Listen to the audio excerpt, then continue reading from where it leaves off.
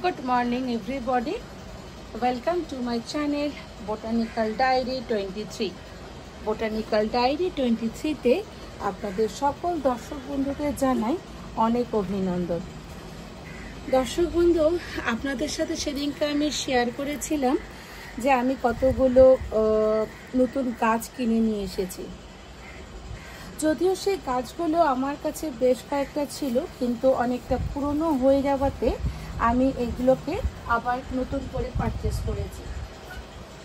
তার মধ্যে দেখুন এই যে গাছগুলো, কয়েকটা গাছ আপনাদেরকে আমি দেখাই, যেগুলোকে আমার একটুখানি রিপোর্টিং আপনাদের সাথে করব বলে আমি ভিডিওটি আপনাদের জন্য করেছি। আশা করি আপনাদের ভালো লাগবে।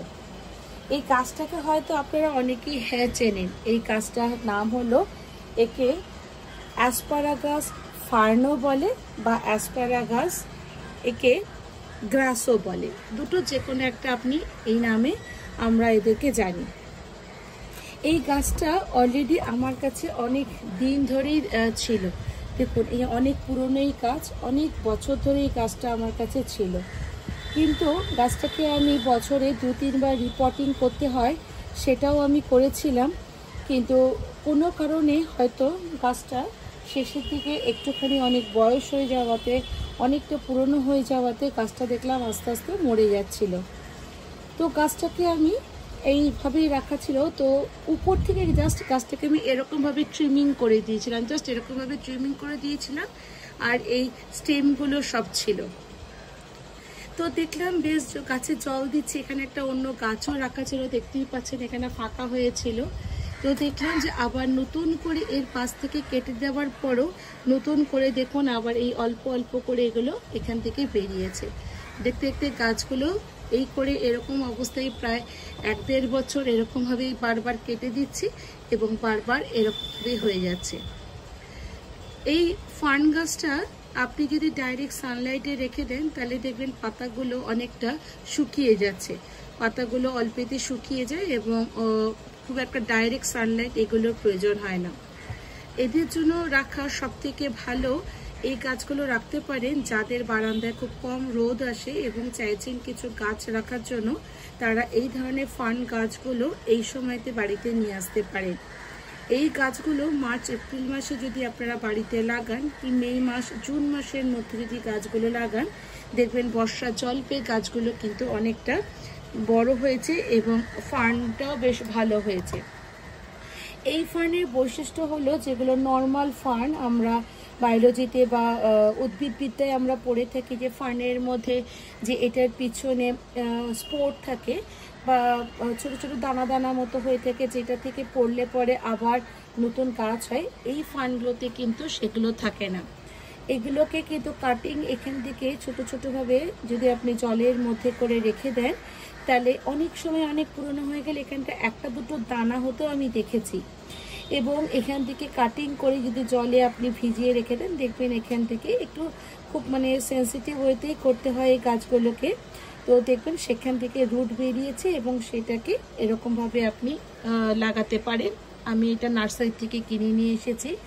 এটা আমি একটা আমার লোকাল নার্সারি ছিল, সেই নার্সারি থেকে আমি এটাকে কিনে নিয়ে এসেছি। এটার দাম 50 টাকা নিয়েছে, অনলি 50 রুপিস নিয়েছে। তো গাছটা এবং ফ্রেশও দেখতে বেশ। এই গাছকে যখন লাগাবেন, আমি লাগাতে বলি, তার আগে বলি আপনারা যারা আমার নতুন দর্শক বন্ধু, যারা আমার এই চ্যানেলটিতে নতুন এসেছেন বা যারা আমার এই চ্যানেলটি দেখছেন, তাদের সকলকে বলি আপনারা আমার চ্যানেলটিকে কাইন্ডলি সাবস্ক্রাইব করবেন, লাইক করবেন, কমেন্ট করবেন এবং ভালো লাগলে যদি মনে হয় যে এটা আপনার যেটা জানাটা কাজে লেগেছে, তাহলে অবশ্যই এটা কিন্তু শেয়ার করবেন। এবং আপনার পাশে বেল আইকন যেটা আছে ফোনের এখানটায়, সেই বেল আইকনটাকে প্রেস করে দেবেন, যাতে যখন আমি নতুন এই ধরনের গাছগুলো লাগানোর ভিডিও আপনাদেরকে দেখাই, যাতে আপনারা সেগুলো দেখতে পারেন এবং সেগুলো সম্পর্কে জানতে পারেন। কালকে বিকালে 2 দিন আগে গাছটা নিয়ে এসেছিলাম, নিয়ে রেখে দিয়েছিলাম এবং কালকে বিকালে এটাকে ভালোভাবে জল দিয়ে রেখে দিয়েছিলাম। দিয়ে এটাকে দেখুন এরকমভাবে আমি আগেও দেখিয়েছি, এই যে রুট যেটা ফাইনাল যেটা রুট থাকে দেখুন ছেড়ে নিই, ফাইনাল রুট এগুলো কিন্তু গাছে অবশ্যই থাকতে হবে, নাহলে কিন্তু গাছটা মরে যাবে। এবং একে লাগানোর একটা কথা বলে দিই, অবশ্যই মাটিগুলোকে এরকমভাবে একটুখানি রিল্যাক্স করে দেবেন। যদি পারেন জলের তলায় একে একদম ভালোভাবে ধুয়ে নেবেন। তার কারণ দেখুন, এই শক্ত মাটিগুলো যে দেখছেন, এই শক্ত মাটিগুলো আস্তে আস্তে থেকে থেকে দেখুন শক্ত মাটি, প্রচণ্ড শক্ত মাটি। এই মাটিগুলো শক্ত যদি আপনি রেখে দেন, দেখবেন এই মাটিগুলো থেকে আরও গাছটা থাকতে থাকতে শক্ত হয়ে যাচ্ছে এবং জল ঠিকভাবে ড্রেনেজটা ভালো হচ্ছে না। এই গাছটা লাগানোর জন্য কিন্তু আপনাকে এই ড্রেনেজ সিস্টেমটাকে খুব ভালো করতে হবে, যাতে যে আপনি গাছে জল দিচ্ছেন যাতে প্রপার ওয়েতে জলটা যাতে বেরিয়ে যায়। এবং টবটার মধ্যে, যে টবে আপনি লাগাবেন সেই টবটার মধ্যে অবশ্যই দেখবেন যে তলায় হোল যেটা করা আছে, সেই হোলটা যাতে ভালোভাবে জলটাকে পার করে মানে গড়িয়ে যেতে পারে সেটা রাখবেন। আমরা অনেক সময় এগুলোর মধ্যে বড় বড় নুড়ি পাথর দিয়ে দিই, অনেকটা বেশি বড় বড় দিয়ে দিই, সেটা অ্যাভয়েড করে এগুলোকে লাগাবেন। তাহলে দেখলেন। এবং দেখুন এগুলোর মধ্যে এরকম ছোট ছোট দানা দানা, দেখুন এখানে এরকম দানা দানা দেখতে পাচ্ছেন, আশা করি আপনারা দেখতে পাচ্ছেন। এই দেখুন দানা দানা এরকম ফুলরির মতো কেমন হবে, এগুলো রুটগুলো এখান থেকে বেরোয়।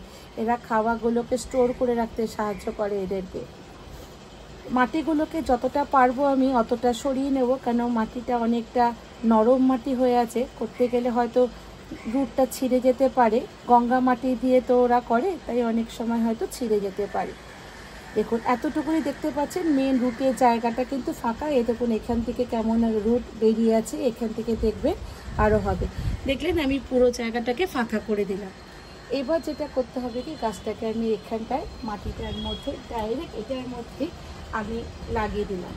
এবং দেখুন আমি বলি, আমি এই টবটাতে লাগানো একটা কারণে প্রেফার করলাম, যেহেতু একই ধরনের গাছ এখানটায় আছে, তো এখান থেকে হয়তো এদেরকে বড় করতে সুবিধা হবে, বা এক জায়গায় একই ধরনের গাছ থাকলে খুব একটা গাছটা মরে যাবে না, গাছটা দেখবেন হয়তো বেঁচে উঠেছে। গাছটাতে কিছুটা জল দিয়ে দেবো, রোজ জল দেবেন না এই গাছে, একটু যখন জল দেবে একটু মেপে দেবেন, চেখে দেখবেন যে জলটাকে গাছের এখন প্রয়োজন আছে কি না।